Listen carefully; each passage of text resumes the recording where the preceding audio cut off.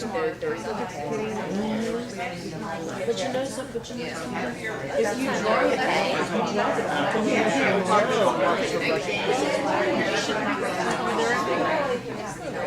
so what? What's the point? You got the t-shirts. And she's like saying to her husband on the phone, like, usually back up this far. I'm like, Yeah, it is. It's always back there around time. anyway. I'll tell you. I'm trying to stay mellow about it and laugh at it because if I think too much about it, I'm curious as to what the result is. Good morning, everyone. Good morning. Thanks for coming. We're lucky enough to have Angela and Mike and Jackie here today to do our in-service. So before they get started, though, we're going to start with our magnet question of the day. So today, for August 6th, the magnet question of the day is, why do we do rounding?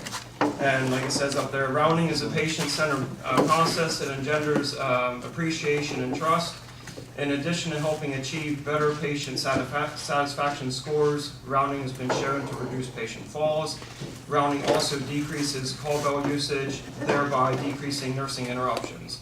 During rounding, the nurse has a chance to listen to patients' concerns and respond appropriately. It is also an opportunity to express care and concern and provide support and reassurance. And the way this affects us is a lot of our rounding isn't fully communicating directly with the patient. But when we do rounding between shifts, it's the way that our charge nurses get an idea what's going on throughout the unit and with the different surgeries.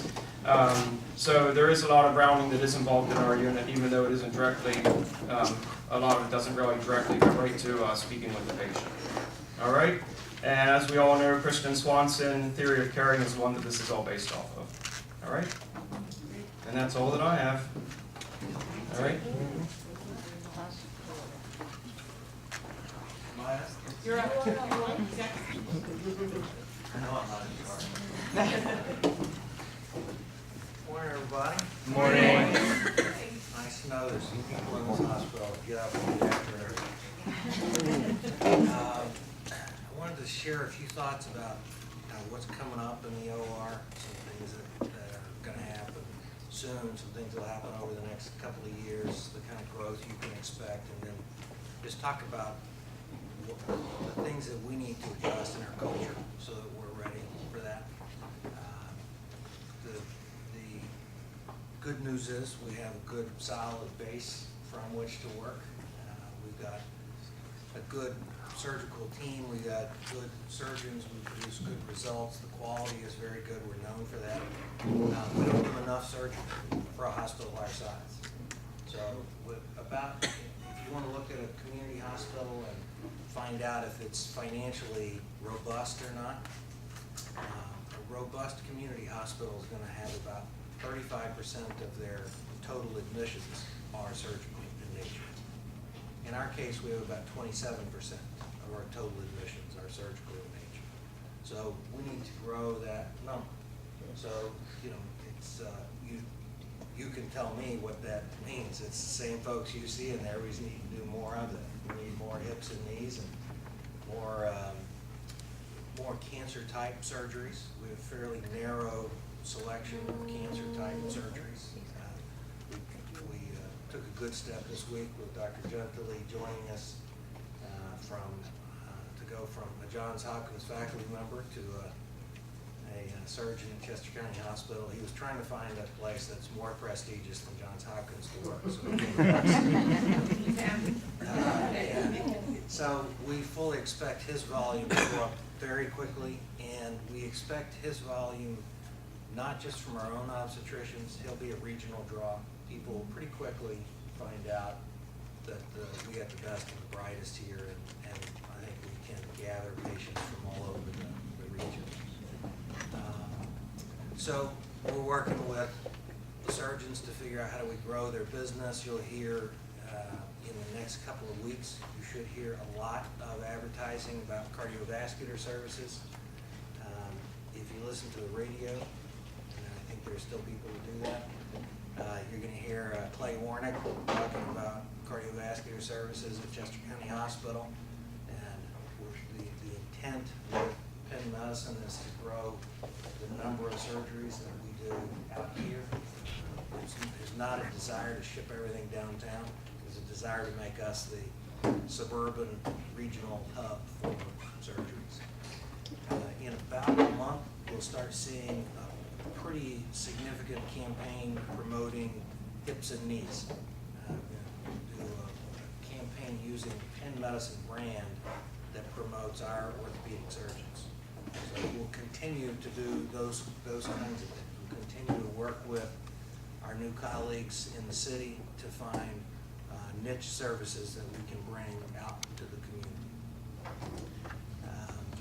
At some point, we're gonna need some new ORs.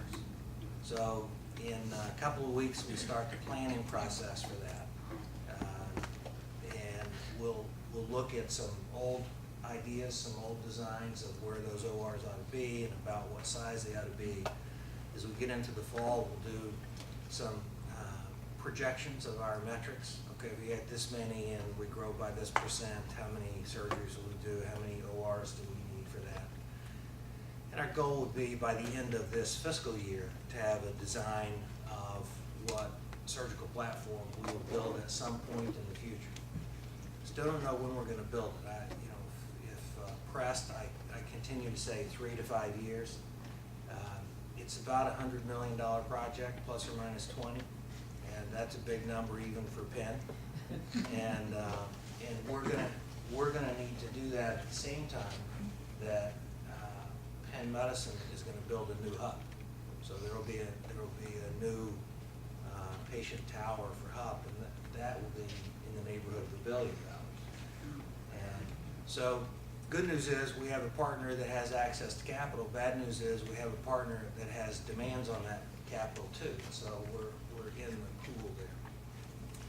To help us get toward that financial goal and help bring the number closer to us when we actually build those ORs, I started working with our development team to sort of build a plan of how we could get 20, 30, $40 million of philanthropy over the next 3 to 5 years. The more we can raise from the community, the lower the bar for what I got to get from Penn Medicine to finish the tower.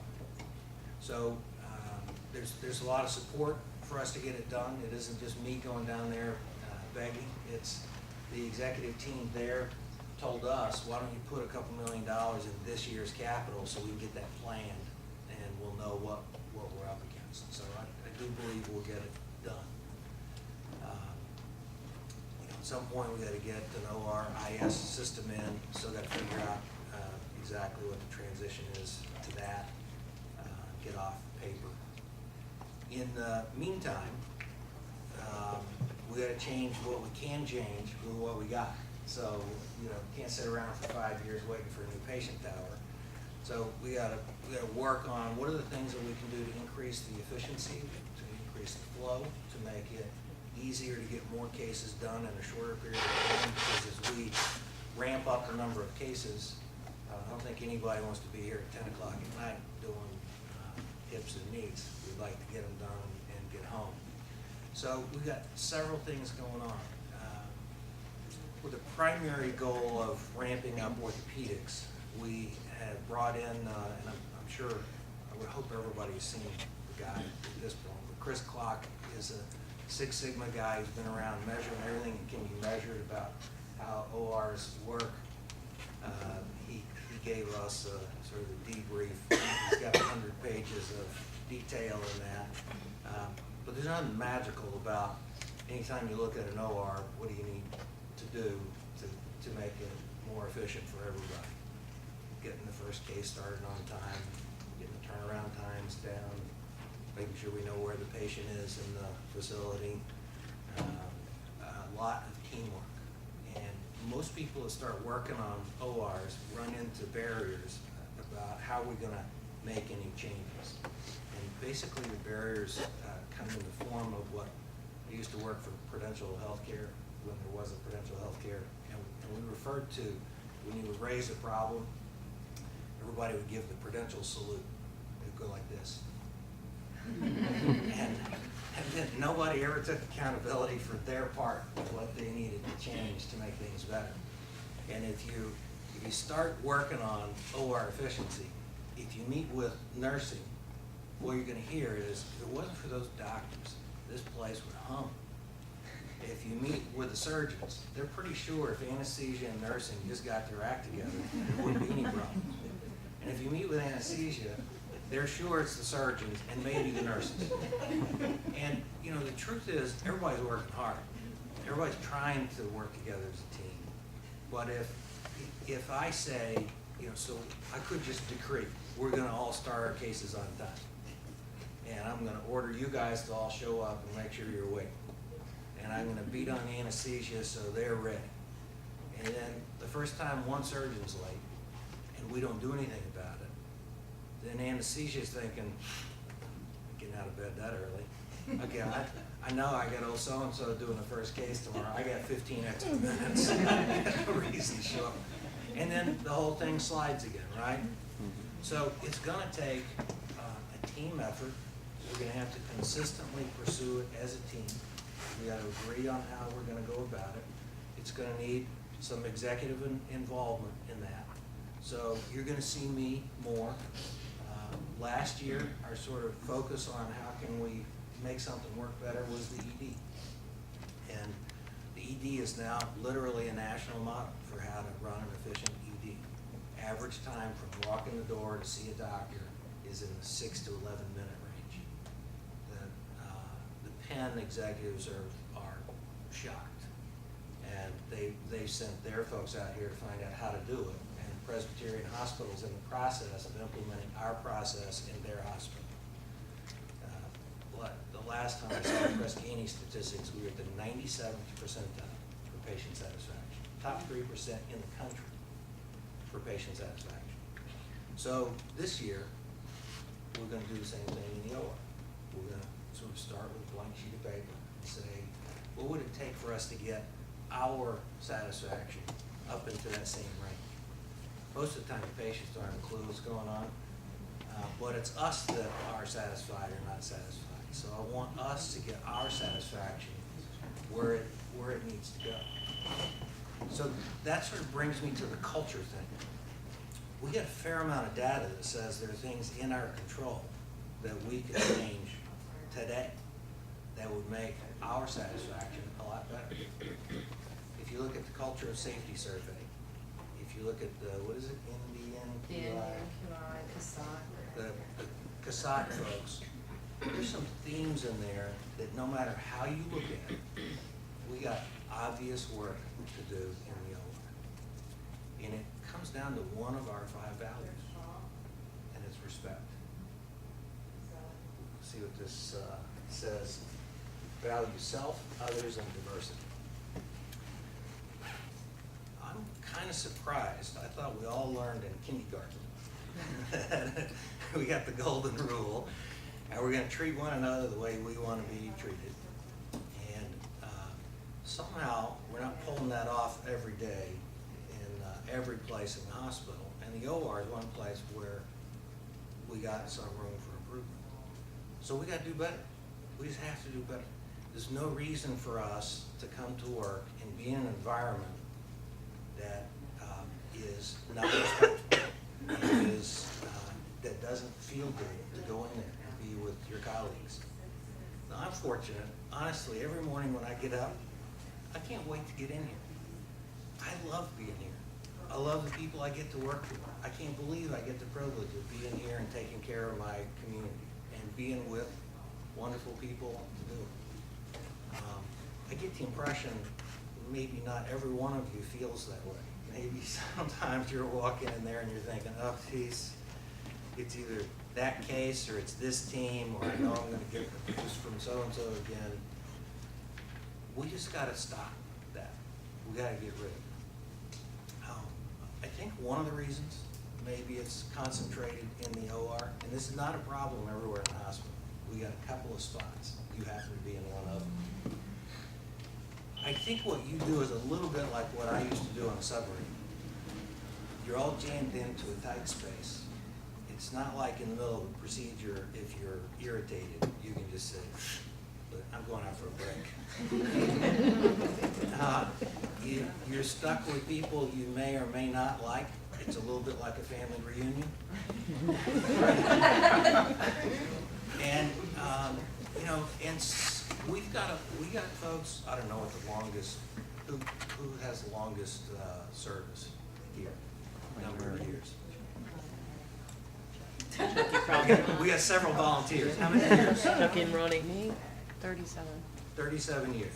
Mary, how Married long folks. you been? Married Married. 41. Okay. So very much like family. We've got folks who've been here a very long time. There are bound to have been episodes like yesterday or 10 years ago that we can't let go of. And we sort of got to get over. We need sort of a new day. We need to all choose to treat one another with respect. You know, a way that helps me sort of frame what's important to every individual. I like this one psychologist, Larry Crabb. He said, we all have two fundamental drivers. One is we want to be loved. We want to just be treated with respect for who we are. And the other one is we want to make an impact. We want to make a difference. And if we take care of our teammates with those two things in mind, remember, everybody around you wants to be loved, and everybody around you wants to know that because they're here, they're making an impact. We're making a difference. If we'll treat each other that way, you'll have a lot more fun when you come to work every day. It'll be cool. It'll be wonderful. And then we can focus on the reason we're here. The reason we're here is to deliver great care for our patients. These behavioral things, when they start showing up, it lowers the potential quality. If we've got a culture where we don't feel respect with one another, we're not treating one another with respect, it creates a culture where safety is put at risk. Because you're thinking about how you're irritated at old so-and-so, instead of thinking about how do we deliver great care to the patient on the daily. And, you know, we can't be thinking about anything except great care to the patient on the daily. Now, the recognized part of the elephant in the room on this is we got doctors, they got their own behavioral stuff. So my commitment to you is, and while it might not be evident in every case, we're working on it. If I know of a doctor that's got behavioral stuff going on, believe me, I'm meeting with them. And in some cases, I have an every month meeting with them just to keep track of things. I'm going to take that up a step. You know, you occasionally see me gowned up in the OR. You're going to see me more. I'm going to be there on a much more regular basis while we work on all this, the behavioral things, the flow things, the designing the OR things. We got a lot of stuff going on in your area. So your area of the hospital is at the top in terms of my attention. One of the things I'm going to try to do, now this is going to be a trick for me, and if I pass out, one of you's got to pick me up. But I'm gonna gown up and go into some ORs and just watch what's going on, see what the interactions are. I have to tell you that not when my first son was born, but when my second son was on his way, and we went to the hospital for a tour. We're walking down the main hallway of the hospital. There's no blood in sight.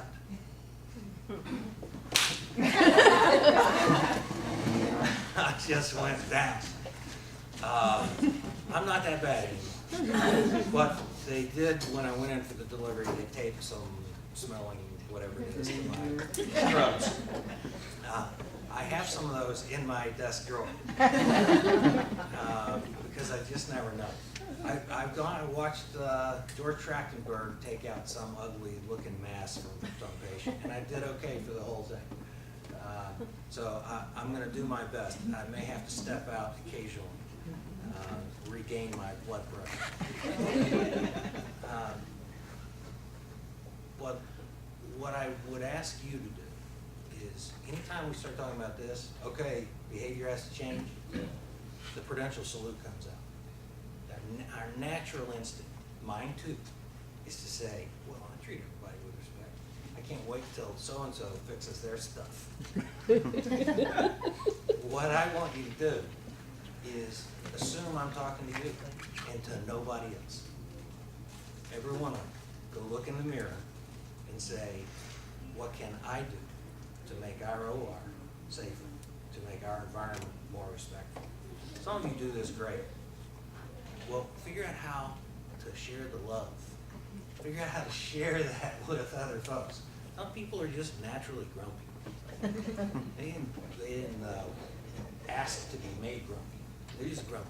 All right, we'll help the grumpy folk. Some people are, my wife is like a joyful angel all the time. She comes in the room, everybody's happy. I'm especially happy. Be the joyful angel.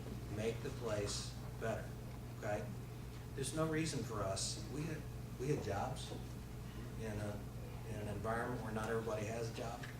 We had a job in the cool suburbs. We had a job in a hospital with a good reputation. We get to take, some people to make a living got to stock the shelves at Walmart. And I appreciate that because that's where I shop. But we get to do something with a lot more meaning. We get to save lives. We get to take care of people in their time of need. We need to focus on that. So make sure you find a mirror today, like on the way back to the OR. And don't ask the mirror, what's old so-and-so gonna do?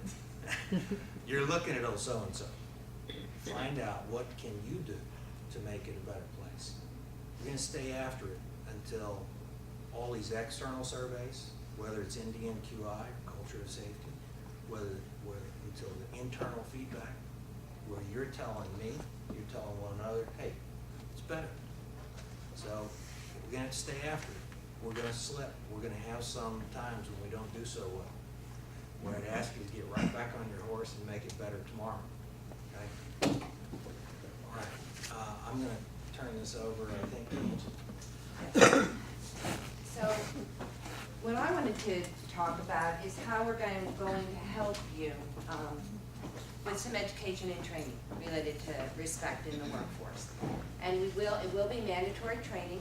It's going to start at the end of the month and into September. And we have a gentleman that's been here frequently doing work for us from HMS, Matt. And he's going to do sessions for each and every one of you and physicians, anesthesia, every member of, we might not capture every doctor, but we will do our best to do that. We'll at least get the chiefs of the services and as many folks as we can. Because we do understand, as Mike said, it's a team. It's not just all of you sitting in this room. It's anesthesia, it's the surgeons, it's everybody that needs to be held accountable. So those sessions, the first one is August the 29th. There's a September 3rd and a September 19th. And then we'll see where we're at and how many people we've captured. And we'll keep in close contact with Mary and Janet and Mark. And if we need to add more sessions, then we'll add more sessions. But this is very important to us. And as Mike said, it's a constant thing that we hear in every survey that we do. Every one. It's clear in every one. It comes out. The CSOT, who was our insurer, they did a survey. As Mike said, NDNQI is constantly coming up in that nursing survey. And our culture of safety survey, which we just did. So we as a management team have a responsibility to make sure that we fix this problem, because Mike said that we're going to look forward and move into a new physical space, which absolutely is well needed. But that's a physical space. If you take everybody that doesn't work well together and put them in a physical new space, they're still not going to work well together. The physical space is important, but how you relate to each other is more important. And in the emergency department, we did do a turnaround without fixing any space. And it was the focus on the process and the relationships. So we're doing the same thing in the operating room, and as Mike said, we're going to begin today. And everybody needs to be held accountable. You all need to hold each other accountable too. And don't dismiss it to say, well, that's so-and-so, she's never going to change, so I'm not even going to bring it up to Mary or Janet or Mark or whoever is in charge, to the charge nurse that day. It's not okay. it's not okay. And then you have accountability to them if you're not bringing up the issues and the concerns. And the doctors, and keep drilling it home, because as Mike said, he's going to take on the physicians. I'll do my part to take on physicians as well as, you know, anybody in the organization. We'll do what we need to do. But you can't just focus on the physicians either. They're an issue. But we know that there's issues within the OR staffing also. And we can't keep pointing the finger back and forth. I have been trying very hard. My son is very much into holistic life. And, you know, we all have very difficult jobs. And he said, you know, Mom, you have a stressful job. You need to meditate. I've been, you know, I had some illness recently, but I'm good now. But before that, he said, you need to need to do some meditation. I said, oh, can't take very much time to meditate. He said, well, that's the problem, Mom. You need to meditate. So I've made a commitment to myself that every day I'll do at least 10 or 15 minutes of mindful meditation and read a daily devotion. And so I've been doing that. Actually been doing that for, you know, over a year. But I wanted to just share with you one of the devotions that are in this book that I think is very applicable. And I'm only going to read a piece of that devotion because I think it has meaning. And it says, if I had a child, I would let him know that if a man cannot follow, he will never be able to lead. So not everybody can lead. We need followers. More importantly, then oftentimes we need leaders. I would tell him that commitment, determination, endurance, patience, and faith are more powerful than speed, force, and physical strength. Now this book is non-denominational, so it's for, you know, any faith that you have. I would tell him that people this is a really important sentence. I read it over and over every single day. I would tell him that people may not remember everything you do. However, they will always remember how you do it. Okay, think about that. And then the last sentence I want to read is, I would tell him always strive to make people feel worthy, important for whatever they contribute. And I think that's important. Each one of us has a job to do, and we need to be respectful of that. Every single person, and not just in the operating room, in the entire hospital and life, has an important role to fulfill. And we need to be cognizant of that, and we need to be respectful of that. And as Mike said, everybody has a bad day. Everybody has a bad day. But it shouldn't be every day that you have a bad day. So people forgive people when they have one bad day a month. But they're not going to forgive you when you have a bad day every day or every other day. So I'd like us to start new today, moving forward. And as Mike said, we have elephant minds, especially in healthcare. You remember something somebody did a year ago. They talked about it like they did it yesterday. So let's forget about that. Let's move forward today and make it a better place to work. And that's all we really want to do. And that is every single one of us needs to commit to do that. So the physical space is going to come. We are working on processes, as Mike said, and I think we can make things much better.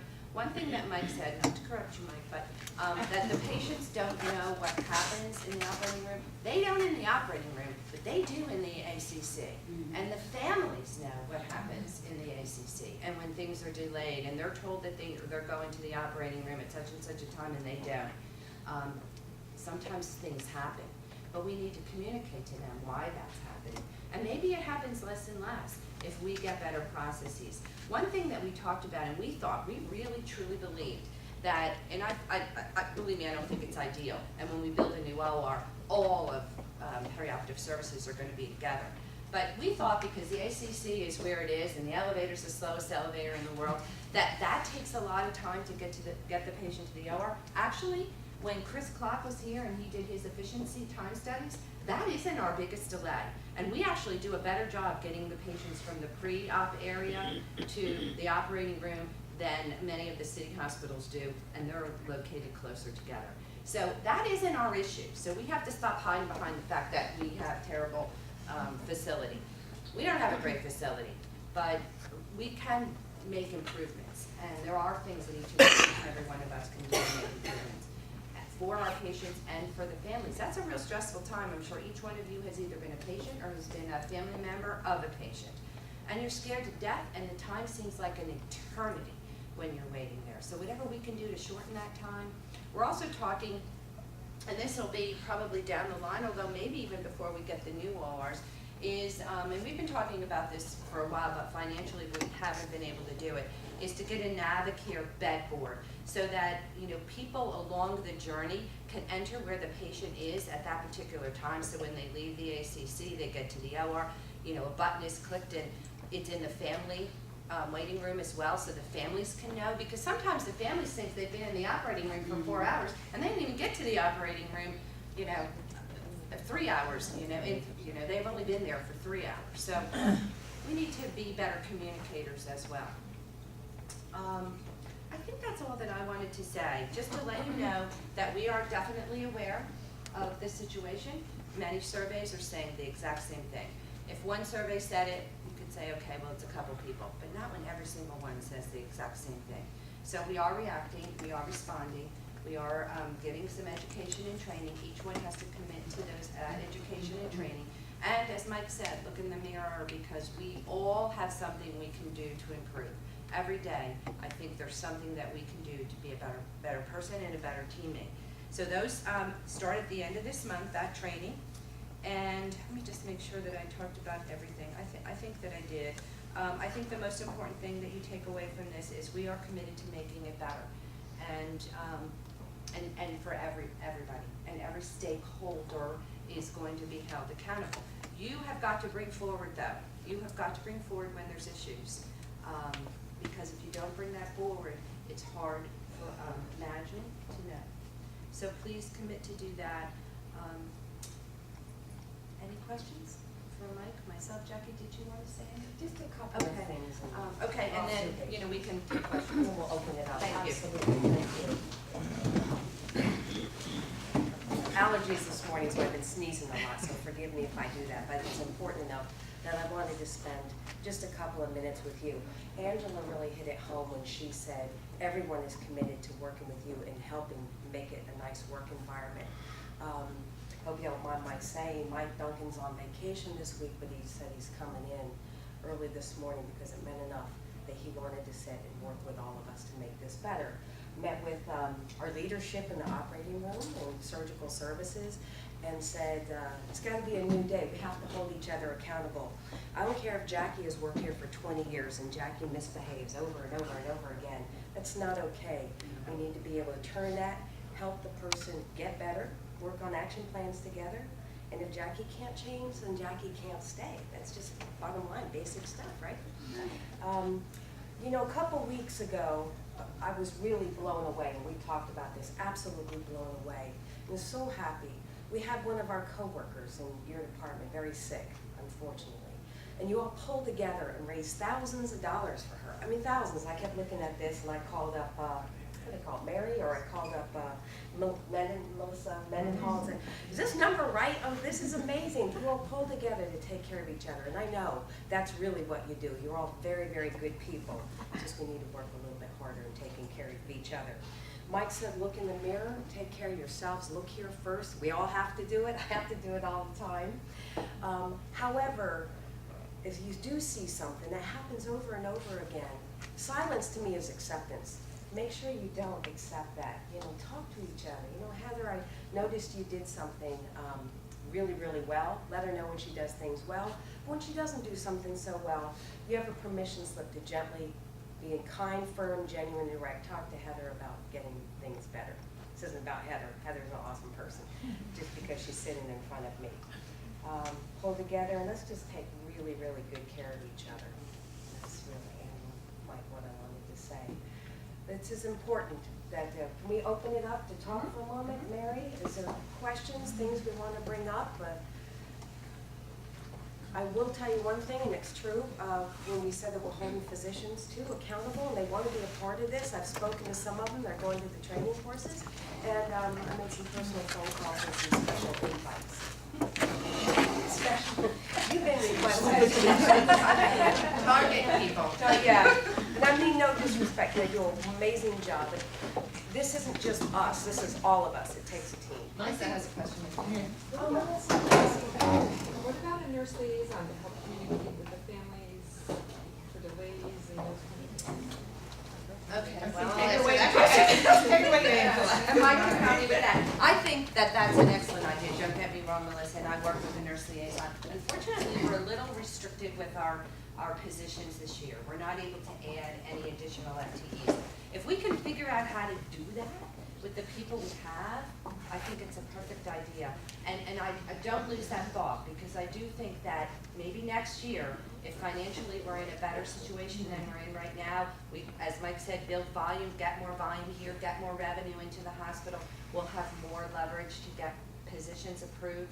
I don't know if you want to say anything more than that. Yeah, I think that's true. I think it's also true, if we're gonna redesign the whole OR, we may end up with FTE needs that we just have to figure out how to fund. So, you know, in the ED, we got great performance, but when we moved everything around, we needed some bodies we didn't have bodies in before. In some cases, we moved bodies from one place to another place. How I fund that this year, I'm not sure, because the big pressure for us, and this is gonna be the pressure for a long time, it's this big shift in healthcare from admission to observation. And about 1 out of 15, 1 out of 20 people in a bed in the hospital today are observation status. For those patients, we get paid 70% less than if they were admission. But it takes all the same work for you. So we have the same FTE demands, but 70% less revenue. So that's what's putting all this pressure on, don't hire any more bodies. So I don't want to be hypocritical and say we're gonna make all these changes, but we're not gonna give us the people we need. I just want you to know the pressure that we're facing. So first choice is gonna be try to figure out how to move things around. But if we have to find some new positions, and I think Angela's right, it might take us until next year, or it might be we got to wait until the orthopedic volume gets to a level where it's producing enough revenue so we can afford it. But I do think it is a great idea. It definitely helps alleviate families' fear. Chucky? Well, I just wanted to say with the push for the hips and everything, I'm hearing Rothman Yeah. is sending the patients home that day. And how, I mean, eventually, I mean, that's gonna be a trend. Yeah. And there goes any admission Yeah. type. We chose a tough business. But I'm just, you know, it's. Oh. Yeah, more and more of the surgeries are gonna go home that day. Yeah. You know, just so you know how dramatic the industry is that we're up against, it's the new TAVR valves. The guy who's done the most of those in the country is the chief of surgery at Columbia. And he told me he thought he could safely send most patients home that day. He said he could do it in an ASC. Now, if you think about that, the most complicated thing we do in the hospital with the longest length of stay has technology that exists today, not fully, you know, we're not quite there to put it in everybody, fortunately. That would turn heart surgery into an ambulatory surgery. It's just amazing. So what we gotta do is we just have to adapt. We gotta sort of figure out, all right, how do we do that? How do we accomplish that? And it's gonna require a lot more of this. You know what the front lines look like. I see the big picture. We gotta talk a lot more. We need the surgeons, the anesthesia in the room, because it's gonna be a team effort to figure out how to survive what's gonna happen to our world.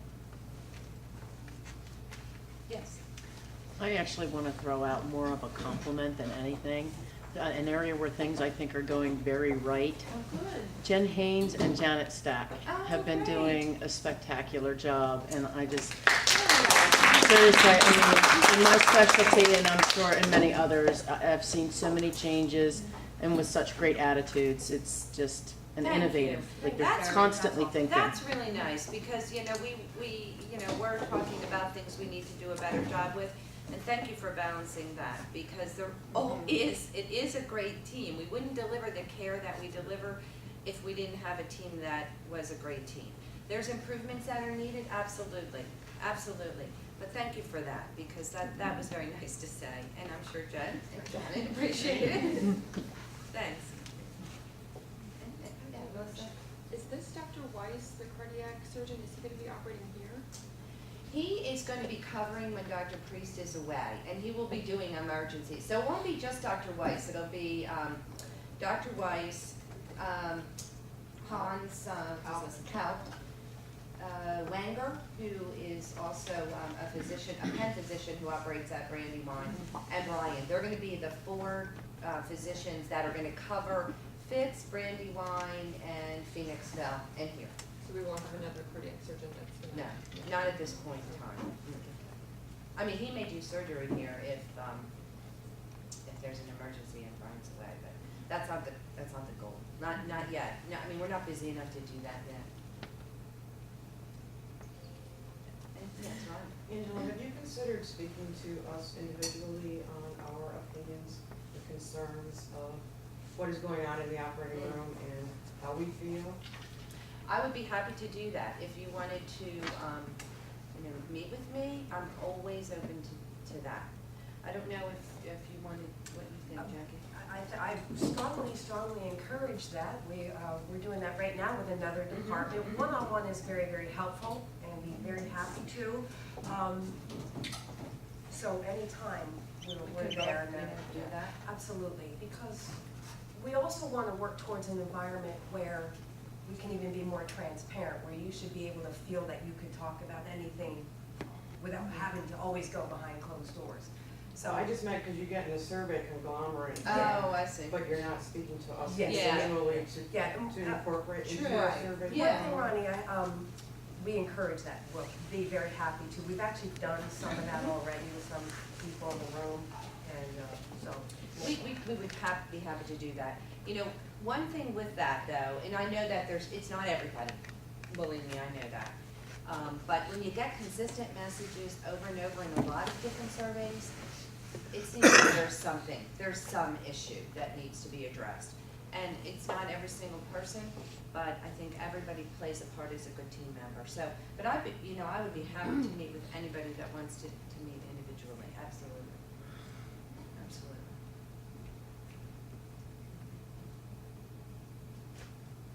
Anything else?